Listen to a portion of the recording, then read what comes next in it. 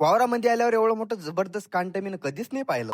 आणि टेलिफोनवर फोन आला की भाऊ असंच पाहायला लागते फोन उचल्यासाठी, नाही तर फोन कटल्यावर मग हे समजत नाही की फोन कोणाचा आला होता. हे जाऊ द्या बाजूले. तर आपल्याला आलता आपल्या ब्रदरचा फोन की तुला वावरामध्ये यायला लागतं क्या नाही. मग समय व्यर्थ ना गमवते हमने धुडी क्या. तेवढा तर इंटेलिजंट पोरगा आहे मी की हर एक काम बरोबर करतो. कारण की मला माहित आहे की मला हाव बी म्हणून नाही म्हणून तर ह्या कॅना तर वावरात नेणंच होतं. आणि विषय तर आजचा एवढा टॉपचा होता की आपल्या जो आज गाडी नव्हती. मग कानामध्ये हेडफोन खोपसल्यावर मग निघलो मी वावरांगी. आणि पुढचा रस्ता पाहिल्यावर फक्त मला हेच आठवून आलं,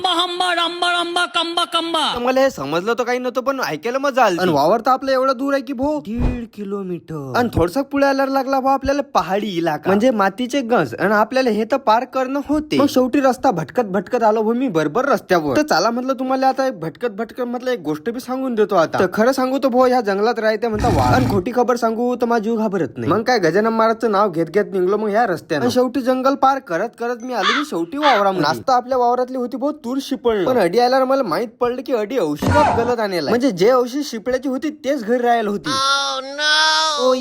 मग काय आजचं शिपळणं अडीच थांबलं. मग चाललो होतो आम्ही घरी. बरं झालं म्हटलं औषध घरी राहिली म्हटलं अजून पाणी यायची शक्यता आहे. कारण की अडी हर एक टायमाला मोसम बदलतच राहते. आणि इकडून जायचा विषय होता की आपल्याला ह्या बारीन जाणं आता ट्रॅक्टरवर. चला मग भेटू पुढच्या ब्लॉग मध्ये. आपल्याला लाईक आणि फॉलो करायला विसरू नका.